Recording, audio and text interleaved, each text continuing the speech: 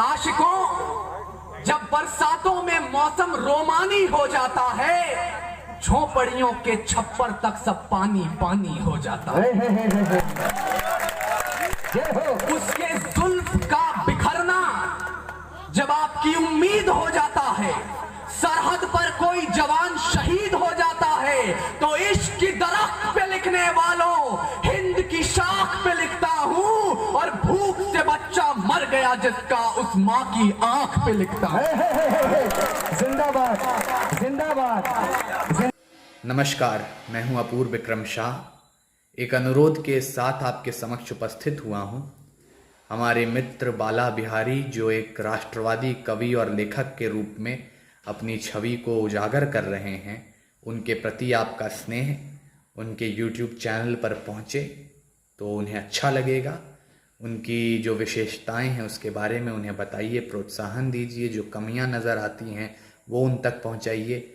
मेरी शुभकामनाएं उनके साथ हैं। उम्मीद करता हूं आने वाले दिनों में भी वो इसी तरह राष्ट्र के प्रति अपने कर्तव्य का पालन करते रहेंगे, उन्हें निभाते रहेंगे, और आप सब के अंदर जोश और राष्ट्र प्रेम की भावना भरते रहेंगे।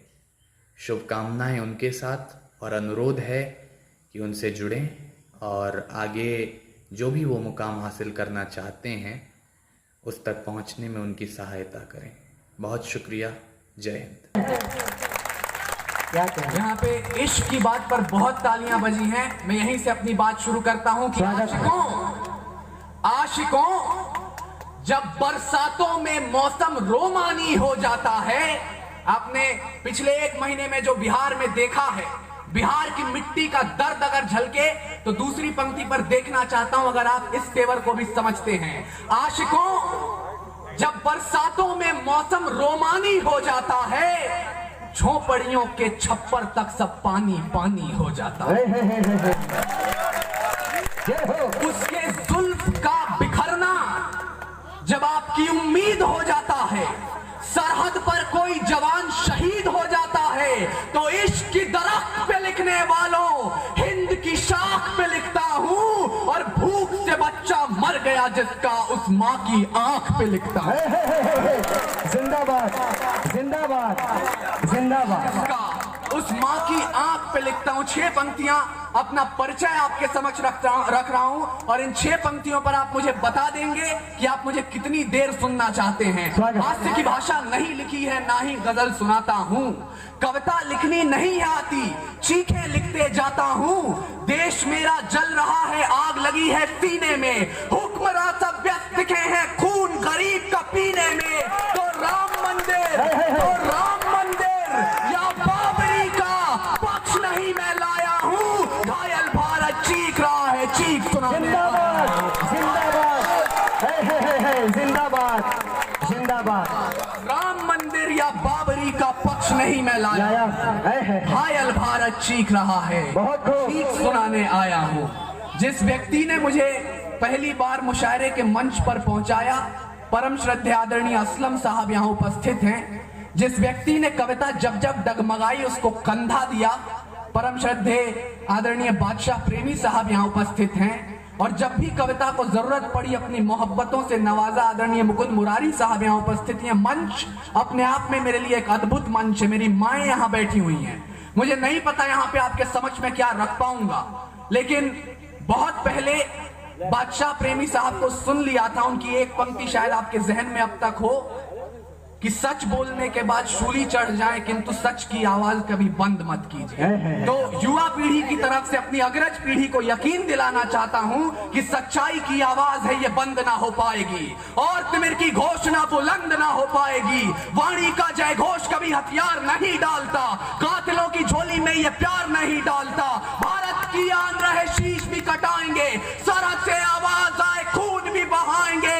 अरे लहू की रवानी में उफान होना चाहिए, अंबर से भी ऊंचा हिंदुस्तान होना चाहिए। जिंदाबाद जिंदाबाद बेटे, जय हो। क्या बात है अपूर्व, क्या बात है अपूर्व, क्या बात है। तालियां आपकी कमजोर है साहब। एक एक आदमी जो अब तक नहीं बजाए है वो बजाए, एक एक आदमी ताली बजाए साहब। अंबर से भी ऊंचा हिंदुस्तान जिंदाबाद, जय हो। पर मैं एक सच्चाई भी आपके समझ रखना एक सच्चाई भी आपके समझ रखना चाहता हूँ, कहीं सच भी संभालते चलिए। मैंने लिख तो दिया अंबर से भी ऊंचा हिंदुस्तान होना चाहिए, पर जब से मैं जन्मा हूं अब तक मैंने इस देश में जो देखा है 6 पंक्तियां सच के दरवाजे पर दस्तक देती। सुनिएगा, मंदिर के त्रिशूल पर खून दिखा इंसान का, मस्जिद की दहलीज पे कत्ल स्वाभिमान का, टीके और टोपी में अखंड यारी दिखी नहीं, आरती अजानों में ईमानदारी दिखी नहीं, दिखा हमें बस लहू का टीका, खूनी दस्तरखान दिखा और इमामों की दाढ़ी में घायल हिंदुस्तान दिखा। एक पंक्ति, मैं इसके बाद यहाँ क्या चीखूंगा क्या चिल्लाऊंगा भूल जाइएगा, एक पंक्ति अपने साथ लेकर जाइए, शायद हिंदुस्तान का भविष्य कुछ और होगा। इसमें हिंदुस्तान शब्द आएगा, आप सब जानते हैं, उसके आने का इंतजार कीजिएगा। 2 पंक्तियां, मां दुर्गा को आप अम्मी बोले, हम अल्लाह को भगवान। मां दुर्गा को आप अम्मी बोले, हम अल्लाह को भगवान। हौले हौले ऊंचा कर दे पूरा हिंदुस्तान, हौले ऊंचा कर दे पूरा हिंदुस्तान। और इसी सच्चाई की हिफाजत में आदरणीय बादशाह प्रेमी गवाह हैं। रामनगर की सरजमीन पर एक कविता शहीद हुई, उसके बाद मुझे कहीं ना कहीं लगा कि लेखनी की धार मोड़ देनी चाहिए, अग्रिम पंक्ति में बैठे लोगों को देखकर कविताएं बदल देनी चाहिए, पर तब मेरी लेखनी मुझसे बोल पड़ी, तूफान रुके रुके हैं लश्कर, धार कलम की रुकी नहीं। तूफान रुके हैं लश्कर, धार कलम की रुकी नहीं, तख्त झुके झुकी रियासत, कविता कभी पर झुकी नहीं। तू सारथी साहित्य का है, कर्म को अंजाम दे, बोल रहा है सच अगर ज़बां को ना लगाम दे। अरे कविता तेरी हुक्मरां का कोई बिका फरमान नहीं है, तू बगावत का शोला दरबारी दस्तरखान नहीं है। जिंदाबाद जिंदाबाद। धीरे धीरे कविता जिधर रुख लेगी मैं बताते चलूं।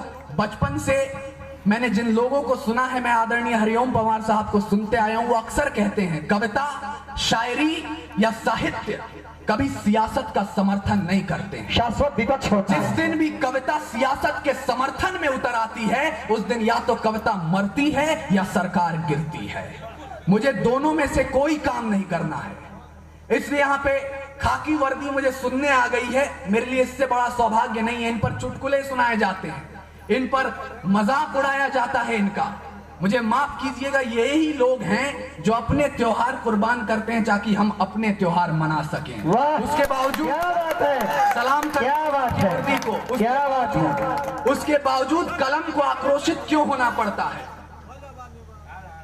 कलम को आक्रोशित क्यों होना पड़ता है? बटाला हाउस के एनकाउंटर में जब मोहन चंद शर्मा शहीद हो चले, तो हमारी सियासत से एक बयान उठता है कि हम तो उनको शहीद मानते ही नहीं हैं। क्यों? क्योंकि उस समय उन्होंने वर्दी नहीं पहनी थी। हमारे बड़े कुनबे के बड़े हैं विनीत चौहान साहब, उन्होंने उसी समय कहा था, मैं ये बात दोहराना चाहता हूं केवल आपके सम्मान में सर, ये पुलिस के जवान हैं, इन्हें मालूम है कहां वर्दी पहननी है, कहां वर्दी छुपानी है। ये दलाली से खरीदी हुई खद्दर नहीं है। अक्सर संसद भवन जहां पर बैठकर ये बातें बोली जाती है, वो बचा तो बचा कैसे? अफजल गुरु का हमला याद कीजिएगा और उन 8 जवानों की कुर्बानी याद कीजिएगा। बड़े कवि मदन मोहन समर कहीं लिखते हैं, इस देश की रक्षा को जब खाकी वर्दी लाल हुई, संसद छूने वाली ताकत 100 गज दूर हलाल हुई। उनके गर्म खून के छींटे साहस की तहरीर बने, वो जीते जी लोकतंत्र के मंदिर की प्राचीर बने, और 8 जवानों की कुर्बानी ने भारत का मान रखा, अपनी लाशें बिछा नीब में ऊपर हिंदुस्तान। जिंदाबाद जिंदाबाद। पर हिंदुस्तान रखा तो मेरे लिए क्या बात है। तो मुसलमान नहीं है सब, तो उनको शब्द चढ़ाता हूँ। हिंद जिनकी जान था, नाम हिंदुस्तानी जिनका मजहब हिंदुस्तान। रक्त से रंगते थे धरती को अरियों की ललकार पर, जय हिंद का नारा सदा लिखा था जेलों की दीवार पर। अरे बदन पे बंधी थी बेड़ियां, दिल मगर आजाद